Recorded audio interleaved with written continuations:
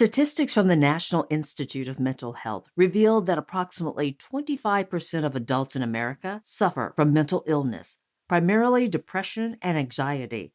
But these figures only apply to non-Christians, right? Born-again Christians cannot be afflicted with mental illnesses like depression and anxiety, can they?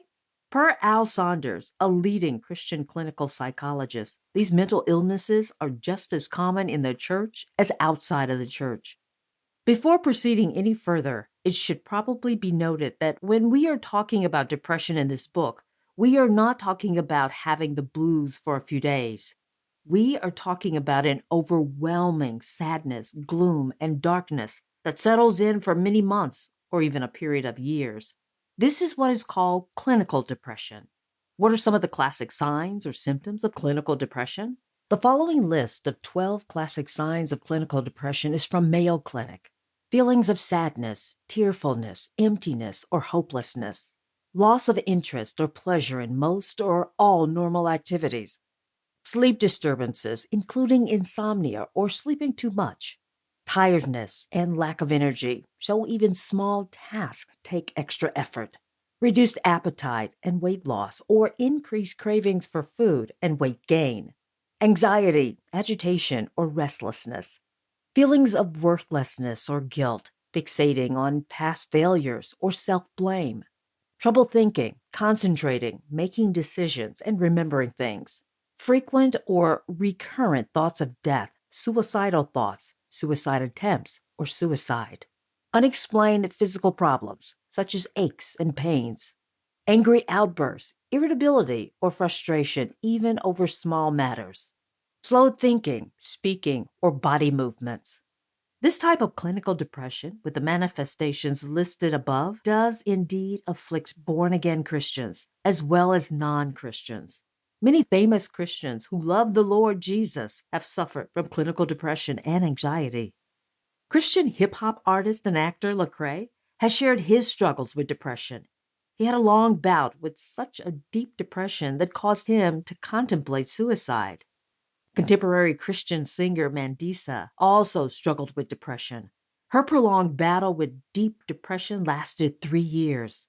Famous Christian author, speaker, and former co-host of the 700 Club, Sheila Walsh, has had a lifelong battle with deep depression, which required a lengthy hospitalization at one point.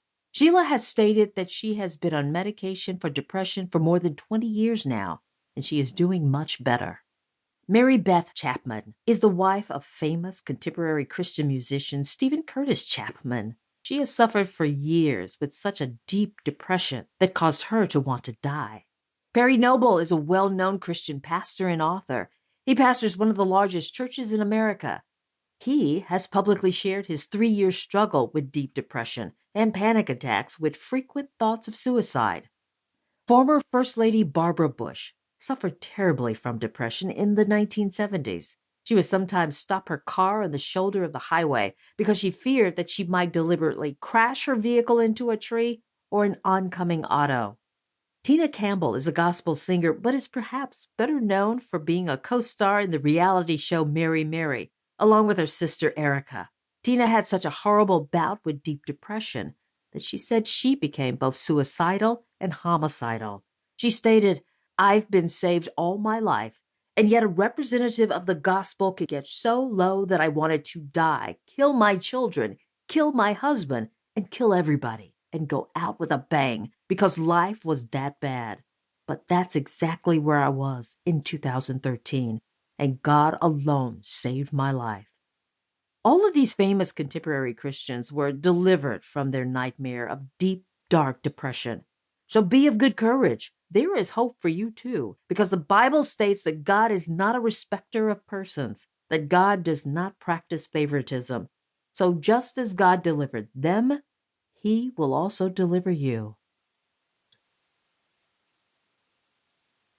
To keep listening to this audiobook, I've left you a link in the description so you can do it, at no cost thanks to Audible's 30-day free trial.